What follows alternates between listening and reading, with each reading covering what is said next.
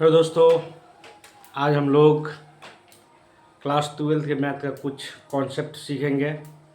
जैसे कि बोर्ड पे लिखा हुआ है डेरिवेटिव। कुछ रिजल्ट हम लोग प्राप्त करेंगे डिफरेंशिएशन के माध्यम से। और जैसे कि अभी कुछ समय हो रहा है और कोई बोले कि अभी हम उसमें कुछ परिवर्तन कर दिए, तो उस चीज़ को बोला जाएगा रेट ऑफ चेंज। करने का मतलब समय में इमीडिएटली चेंज। इसको कैसे लिखेंगे हम? तो पहले लिख लेंगे डी, उसके बाद टी, यानी कि इसको बोलेंगे small rate of change. Small rate of change, यानी कि जहाँ जहाँ स्मॉल डी और कुछ उसमें जुड़ा रहे तो उसको बोलेंगे स्मॉल रेट ऑफ चेंज। किसका? तो टाइम का।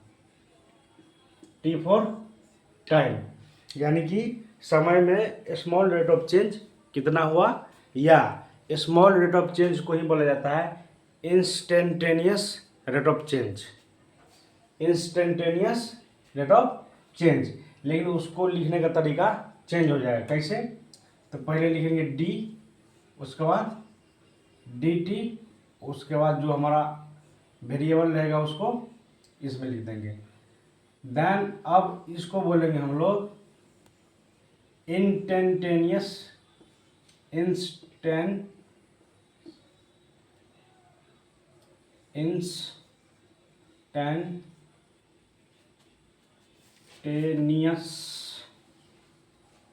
Rate of change.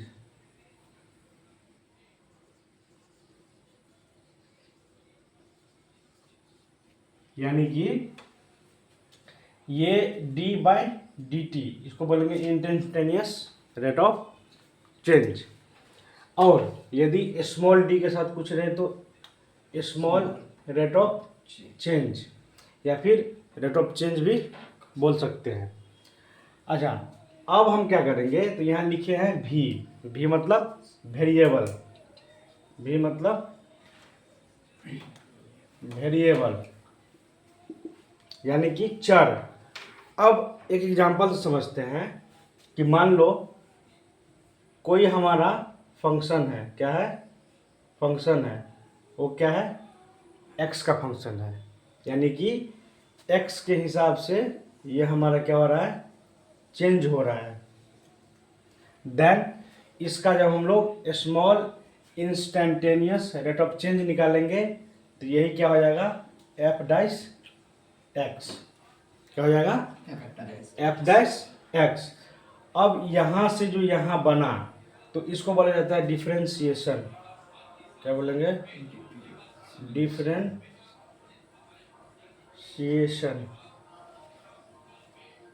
और जो हमारा रिजल्ट आया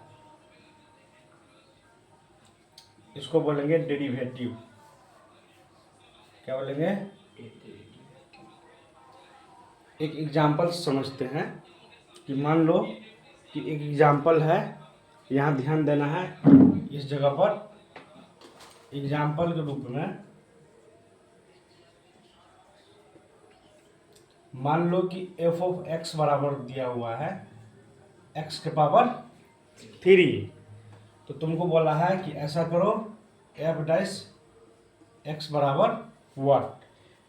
ये क्या है? हमारा डेरिवेटिव है, यानी कि इसका हमको डिफरेंशिएशन करके ये निकालना है। तो सबसे पहले लिखेंगे ये instantaneous rate of change, D by D x. और यहाँ पे हम अपना क्या लिखेंगे? फंक्शन। क्या है? F of x, again D by D x लिख देंगे। और फंक्शन क्या है? एक्स के पावर 3। ठीक ना? तो जब जब वेरिएबल के पावर एन है, ये हो गया वेरिएबल पावर में एन। तो यहाँ ध्यान रखना है, यदि वेरिएबल के पावर एन रहे और इसका हम कथी निकालना रहे? डिफरेंशिएशन। तो फार्मूला कैसे याद रखना है? जो पावर में रहेगा आगे हो जाएगा, फिर इसको ऐसे ही लिख देंगे और ऊपर में एक घटा लेंगे। फिर से बोल लेंगे, यदि वेरिएबल के पावर में n है तो n को कहाँ लिखेंगे, आगे में खींच लेंगे और फिर एक वैसे लिख देंगे, लेकिन पावर में एक घटा के। अब सेम काम यहाँ करेंगे, लेकिन वेरिएबल हमारा सेम होना चाहिए, अदरवाइज ये फॉर्मूला वैलिड नहीं है। यदि x के रिस्पेक्ट में चेंज हो रहा है तो वेरिएबल क्या होना चाहिए, x होना चाहिए। अब फंक्शन भी हमारा x का होना चाहिए। अब यहाँ पावर आगे लिखेंगे, इसको सेम लिखना है, लिख दिए, लेकिन एक घटा के, तो क्या हो जाएगा 3x, यहाँ क्या हो गया 2। तो दिस इज योर डेरिवेटिव, और ये प्रोसेस हमारा डिफरेंशिएशन हो गया। जो रिजल्ट आया उसको बोला जाता है डेरिवेटिव। दिक्कत कोई, यानी कि एफ डैश एक्स का मान हो गया 3x² और एफ ऑफ एक्स का मान हो गया x के पावर 3। तो this is your derivative. Derivative को ऐसे लिखा जाता है। यहाँ तक कोई समस्या? Formula clear? जब भी वेरिएबल के पावर n रहे तो क्या करेंगे, n को आगे ला लेंगे, आगे ला लिए, इसको ऐसे ही लिखेंगे लेकिन एक घटा के। तो यहाँ अब समझना है कि x का पावर 3 था, ठीक, तो 3 को आगे खींच लिए, लेकिन पावर में अब एक घटा के लिखेंगे। तो 3 आगे में था, 3 से एक घटा लिए तो x का पावर 2, तो 3x²। It is your derivative. कहने का मतलब जो हमारा रिजल्ट आएगा उसको डेरिवेटिव बोलेंगे, और ये निकालने का जो प्रोसेस है, इस प्रोसेस को बोला जाता है डिफरेंशिएशन। आया बात समझ में? तो डेरिवेटिव प्रोसेस नहीं, रिजल्ट का नाम है, डिफरेंशिएशन प्रोसेस का नाम है कि किस तरह से ये रिजल्ट आया। ठीक ना? चलो अब आगे 2-4 क्वेश्चन लिखते हैं।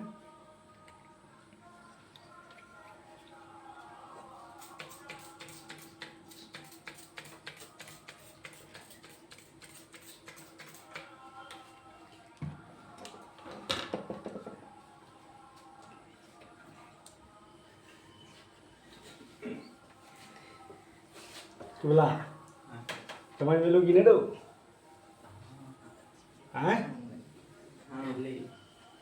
किने लो एला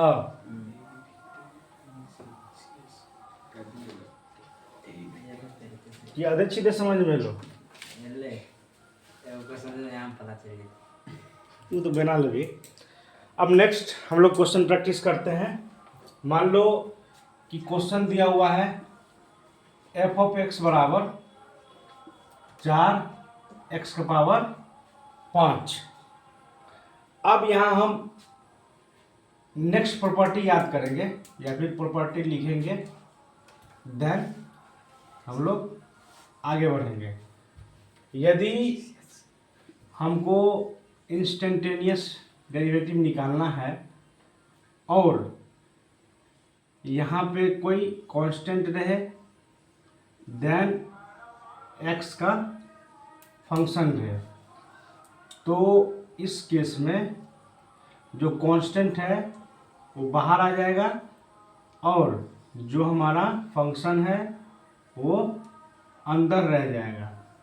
कहने का मतलब कांस्टेंट को हम लोग बाहर लिखेंगे और जो फंक्शन है उसको ऐसे ही छोड़ देंगे। तब इसको बनाते हैं।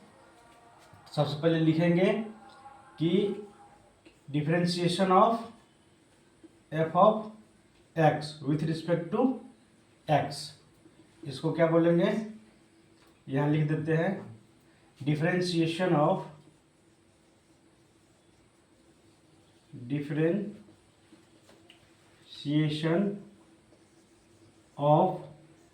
F of x with respect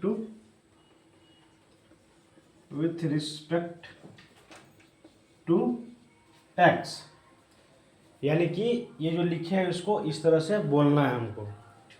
इसको बोलेंगे डिफरेंशिएशन ऑफ, ये क्या है, एफ ऑफ एक्स किसके रिस्पेक्ट में, तो एक्स के रिस्पेक्ट में। यदि यहाँ जेड रहता तो बोलते विथ रिस्पेक्ट टू जेड, तो वेरिएबल भी जेड रहना चाहिए फंक्शन में।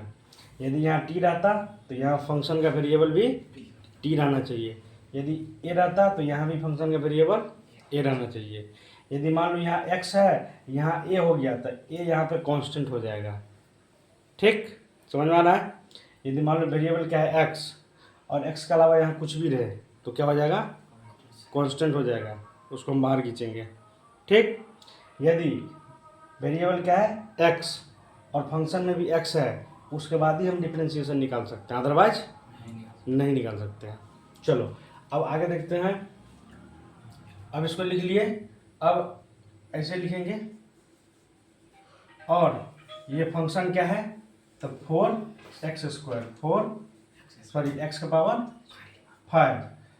अब बताओ ये कांस्टेंट हो गया, तो इसको हम बताएं आगे खींच लेंगे, तो ये 4 कहाँ गया आगे, है ना। और अब बच गया एक्स का पावर, और अभी हम सीखे हैं इसको कैसे सॉल्व करेंगे। एक्स का पावर n है तो ये वाला प्रॉपर्टी लगाएंगे, n को पहले बाहर खींचेंगे, 4 पहले से है तो गुना लिखना, 45 नहीं बना देना। तो यहाँ लिखना है कैसे, इस तरह से, 4 पहले था गुना, ये बाहर आएगा तो 5, इसको ऐसे ही लिखना है, तो एक्स का पावर 5, लेकिन पावर में 1 घटा के, 4 पंचे 20, एक्स का पावर कितना 4। This is your derivative, this is your derivative. तो ये हमारा नेक्स्ट प्रॉपर्टीज था कि यदि एक्स का पावर n फंक्शन वाला में बगल में यदि कोई कांस्टेंट रहे तो उसको हम बाहर निकाल सकते हैं। देन यही प्रॉपर्टी हम फिर से यूज करेंगे। यहाँ तक समझ में आया, कोई दिक्कत, आगे बढ़े। किरे चूल्हा समझ में लो, अरे छोड़ा। ठीक, एक अगला क्वेश्चन है कि मान लो y बराबर दिया हुआ है तुमको 3x का पावर -3। क्या दिया हुआ है, y बराबर 3x का पावर -3। अब तुमको बोल दिया कि हमको बताओ dy बराबर dx बराबर व्हाट, यानी कि हमको डेरिवेटिव ही निकालना है। लेकिन अब यहाँ y दिया गया है और y क्या है, x का फंक्शन है। पहले f(x) रहता था, अब क्या है y है, तो ज़्यादा चेंज नहीं है। जहाँ y है उस जगह पे क्या लिख देंगे हम, 3x के पावर -3। तो यहाँ देखना है d/dx, और y हट जाएगा तो e लिखाएगा 3x के पावर -3। अभी प्रॉपर्टी बताया है कि x के पावर n के फंक्शन में यदि बगल में कोई कांस्टेंट रहे तो उसको बाहर खींच लेंगे। तो सबसे पहले हम क्या करेंगे, ये 3 को बाहर खींच लिए, तो dy/dx, अब खाली x वाला फंक्शन बच गया, तो x के पावर -3, -3 नहीं, पहले 3 लिखेंगे गुना, अब -3 को बाहर खींचना है क्योंकि ये वाला प्रॉपर्टी लगाएंगे, तो n को बाहर खींच लेंगे, तो n को बाहर खींच लिए, और x के पावर n लिखेंगे लेकिन 1 घटा के, तो हो जाएगा 3 तिये -9, x का पावर कितना हो जाएगा -4। यहाँ तक कोई समस्या नहीं। अब यहाँ देखो, लोअर क्लास में तुम एक प्रॉपर्टी पढ़ा होगा, यहाँ ध्यान देना है कि x के पावर यदि -m रहे तो इसको हम लिख सकते हैं 1/x के पावर m, यानी कि माइनस हटेगा तो 1/x के पावर m। अब इस रिजल्ट को हमको दूसरा वे में लिखना है कि हमारा dy/dx अच्छा से आए, तो -9, लेकिन ये माइनस हटेगा तो नीचे में आ जाएगा, तो x का पावर कहाँ चला जाएगा, नीचे में। तो दिस इज माय आंसर। आया बात समझ में। ये प्रॉपर्टी भी याद रखना है कि माइनस हटाएंगे तो 1/x का पावर m लिखेंगे। तो 2-4 को हम बताएं क्वेश्चन, समझ में आया, नहीं समझ में आया तो एक और क्वेश्चन लगाते हैं कि मान लो कि y दिया हुआ है 4x के पावर 1। ठीक, कितना दिया हुआ है, 4x के पावर 1। अब तुमको बोला कि इसका हमको निकालो डेरिवेटिव, dy/dx। dx। तो अब y हटा के क्या लिखना है 4x की पावर 1, तो क्या हो जाएगा dy dx 4x के पावर 1। यहाँ पे ये कांस्टेंट है, इसको हम बाहर निकाल लेंगे तो हो जाएगा dx बाय dx। अब इसका डेरिवेटिव कितना हो जाएगा 1 हो जाएगा। कैसे होगा तो बताते हैं। यहाँ पावर में कुछ नहीं है तो 1, फिर यही प्रॉपर्टी लगाएंगे कि n को बाहर खींचना है, फिर n से 1 घटाना है। तब बाहर में खींचेंगे तो 1 आ जाएगा, देन x के पावर 1, 1 से फिर 1 घटाना भी है, तो 4 में 1 से गुना करेंगे तो 4 x के पावर 1 से 1 घटेगा तो 0। अब यहाँ ध्यान दो कि मान लो किसी संख्या का पावर 0 रहे तो इसका वैल्यू कितना हो जाता है 1, यानी कि x का पावर कितना है 0, इसका वैल्यू कितना हो जाएगा 1। तो 4 में 1 से गुना करेंगे तो कितना हो जाएगा 4, तो इसका डेरिवेटिव क्या निकल गया 4। तो आपसे ध्यान रखना यदि सेम रहे तो इसका डेरिवेटिव कितना निकल जाएगा 1।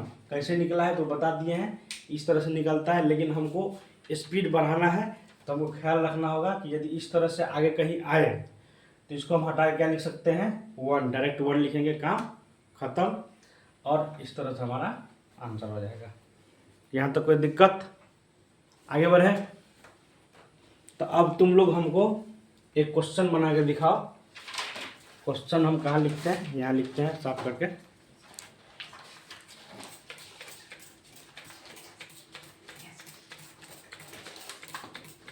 कि तो सीख ली चीज ना, तो आप सीख गई तो कह सकै छी ना। तब हम पहले कह लीजिए चैप्टर आते भारी नहीं है।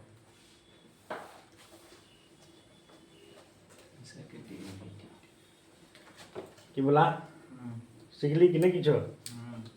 डेरिवेटिव करा के छे जे निकलते आंसर ठीक, डिफरेंशिएशन प्रोसेस के जे प्रोसेस। अरे छोड़ा क्यों नहीं बुझ गई, ध्यान से सुन भी तो जरूर समझ में। तो ठीक, हम लोग अब आगे प्रश्न लेते हैं। प्रश्न है y इक्वल टू 5x के पावर -6, तो then find dy by dx, यानी कि हमको इसका डेरिवेटिव निकालना है कि हाउ मच। तो सबसे पहले हम लोग लिख लेंगे dy बाई dx। अब y के जगह पर क्या है, ये दिया हुआ है, उसको हम पुट कर लेंगे। ये कांस्टेंट है तो अभी बता है कांस्टेंट को बाहर खींच लेंगे पहले, तो 5 dy बाई dx ये बचा हुआ है, इसको हम आराम से लिख लेंगे dy।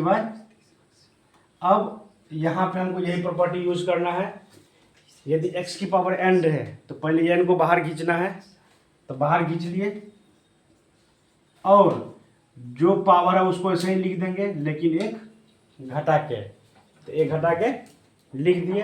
अभी दोनों को गुना करेंगे तो 5 छक्के 30, x की पावर कितना हो जाएगा -7। अब माइनस है, इसको हटाएंगे तो नीचे आ जाएगा, तो -30 बट्टा में x की power -7। This is your answer. Minus हटा पावर इसीलिए नीचे आ गया, लेकिन ये -30 अलग था इसीलिए -30 है ही। This is your answer. कि बोला समझ में लो, बना ले भी डेरिवेटिव।